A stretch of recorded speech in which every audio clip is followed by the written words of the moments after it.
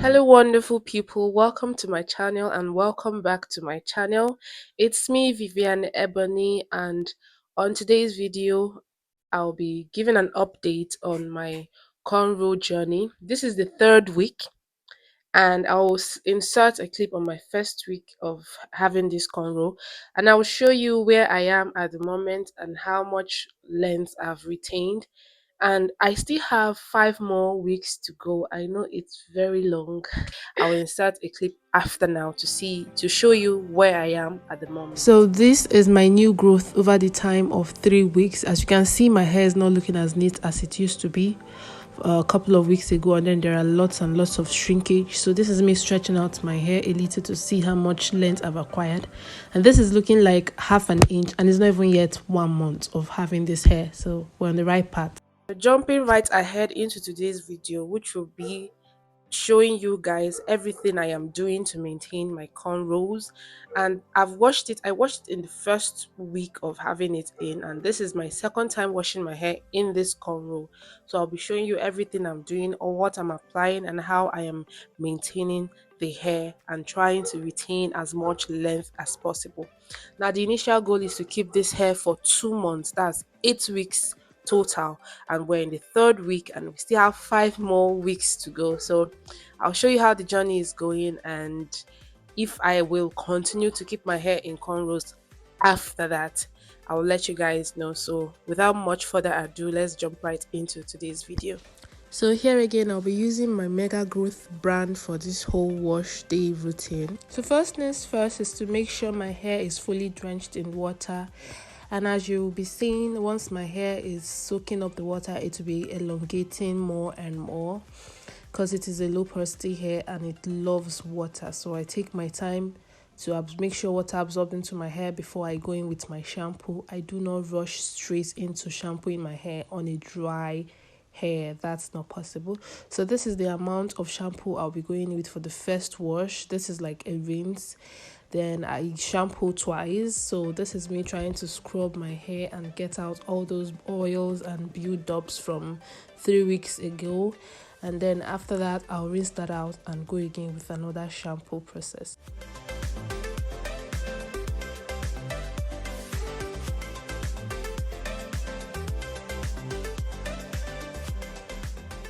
So this is my second go at the shampoo. So this is where I thoroughly like clean my scalp properly. The first one was like to get the oils out, but this one is where I go full in and then scrub and scrub.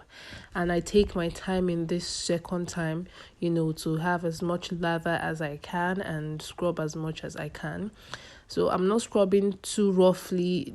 The idea is to just get my scalp clean and not to, freeze up my cornrows. And don't forget your edges, guys. I don't joke with my edges because I apply lots and lots of oils in the process of having this hair in for 3 weeks. I used oils on my edges, so I scrub that as well. So up next is the Mega Growth Conditioner. I'll be using a little bit of that before going ahead to deep condition my hair and rounding up everything in the bathroom.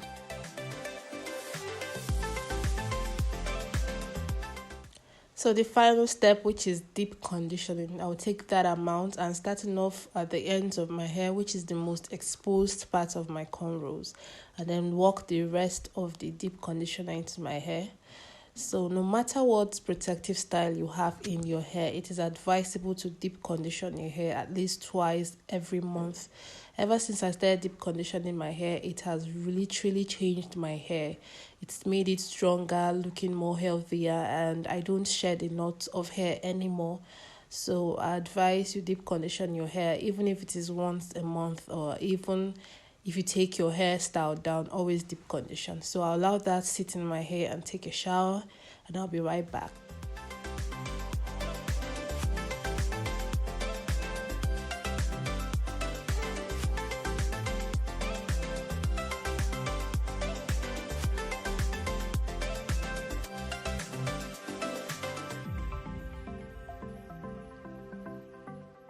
Hello, so I have washed my hair, and then let's go over the next step. So here I have This is clove water that I have been fermenting for a couple of days. I'll use this to spray on my hair to kind of make sure my hair is not dry before I apply my leave-in conditioner, my hair growth oil, and my shea butter.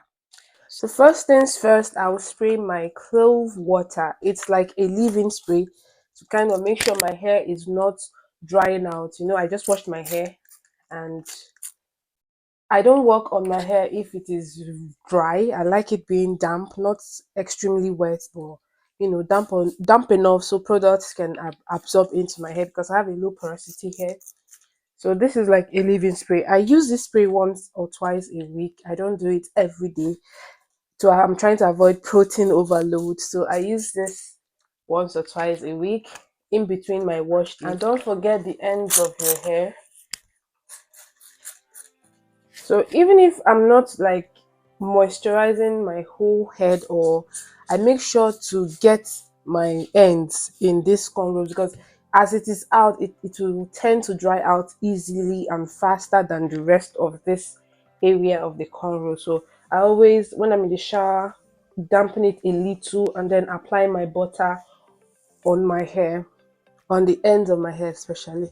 So as you can see the length of my cornrows, like, don't mind the shrinkage, but my hair is really growing since I started taking my length retention intentionally, like intentionally trying to grow out my hair and retain the length. So next I'll go over with my leave-in conditioner.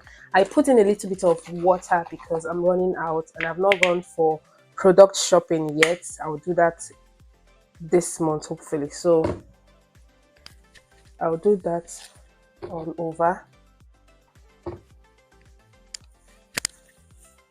It doesn't have to be too much because it will still retain the moisture, because as it is in cornrows, it won't dry out easily as opposed to maybe having box braids or any other style.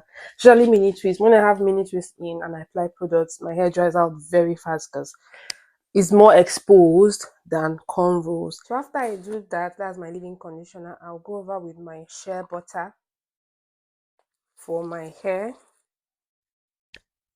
just like this, and then the ends of my hair as well.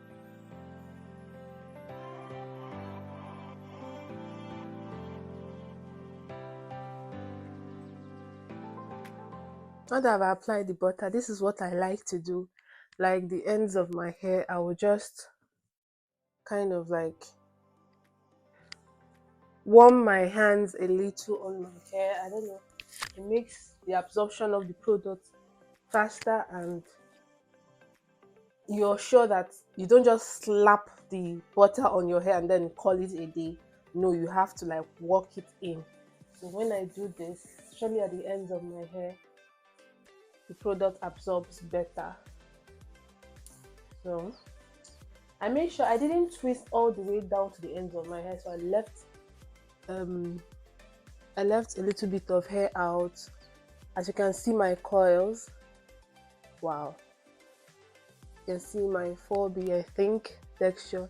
So that is what I did. I mean, I told the hairstylist not to twist all the way to the end, so I can easily put products on my hair and I'm sure that it has absorbed. I'll do this like a few more minutes, like just applying heat to my hair with my hands so the butter can melt and absorb better, and then I'll go over to the next step. So lastly, we have our hair growth oil. This is what I'll be applying last to my hair. So for the recipe of this oil, I'll link it in the description of this video, so don't forget to go ahead and check it, though I'm running out and I'll be making a new batch soon. So what I do, this is just for my scalp mainly and my edges. So I'll do this, then come back later and like massage it in.